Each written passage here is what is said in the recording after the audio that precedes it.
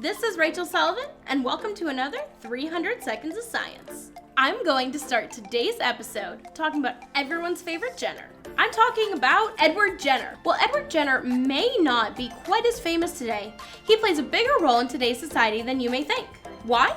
Because Edward Jenner is the father of the vaccine. Jenner realized that milkmaids, or women that milked cows, were not scarred by smallpox the same way everyone else was. He deduced this was due to their exposure to cowpox, a similar disease to smallpox that doesn't ravage humans the way it does cows. To test this, he inoculated a boy with matter from a cowpox to see if he became more resistant to smallpox, and he did. Thus, the practice of vaccination was born. Now that we know the background, let's dive into the science behind vaccines. So, how do they work and what are they? To understand that, first, we need to understand a bit about how the immune system works. There are two types of immunity, adaptive and innate. Innate immunity is something everyone's born with. It acts at the first sign of an invader's presence. Adaptive immunity, on the other hand, takes some time to develop. It occurs only after a person is exposed to an invader. When a microorganism or toxin enters the body, it isn't long before it runs into a white blood cell called a macrophage.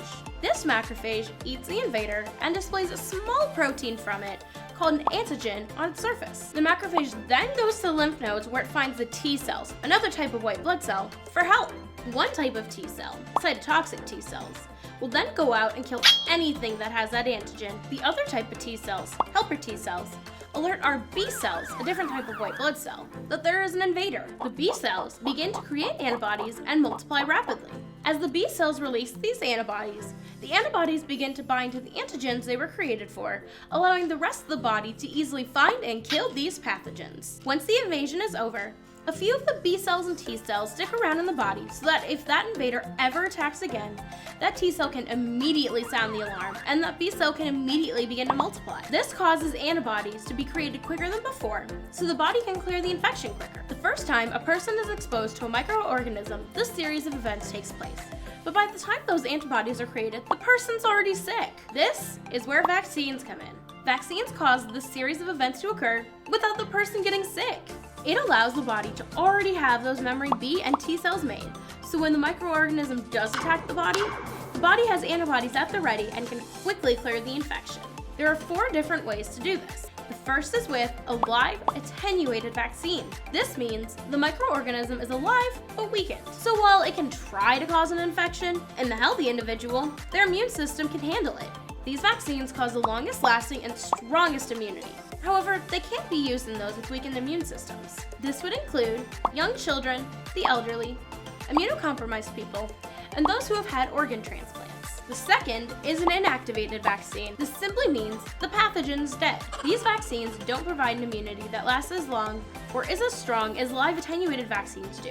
However, they're safer for those that can't have a live vaccine. The third is through a vaccine that uses a part of the microorganism, such as a protein on the virus or its protective casing. They cause a strong response to that particular part of the microorganism and are also safe for those that are immunocompromised. Finally, there are toxoid vaccines that target a specific toxin that the microorganism creates. Even with these different types of vaccines, sometimes people still can't get vaccinated. This is where herd immunity comes into play. Herd immunity is when the vulnerable people in a population are safe from the disease because most of the population is immune. The catch with this is a high percentage of the population needs to be vaccinated in order for this to work. The lower the vaccination rate, the higher the likelihood that a vulnerable person could run into an infected person, allowing the virus to spread. This is why vaccination, even against something that's just minor for some, is so important. Well, it seems that's all the time we have for this 300 Seconds of Science. If you're looking to learn more science, the best way is by subscribing to ZTV 300 Seconds of Science on YouTube, liking us on Facebook, following us on Twitter, and showing us some love on Instagram. This was Rachel Sullivan from 300 Seconds of Science, reminding you to go out, enjoy life, and stay curious. This program was produced by ZTV at the University of Akron. Do you want to gain experience in video production, professional social media, or working with real clients? Visit the UA School of Communications online or follow us on social media to learn more. ZTV, make media, make a difference.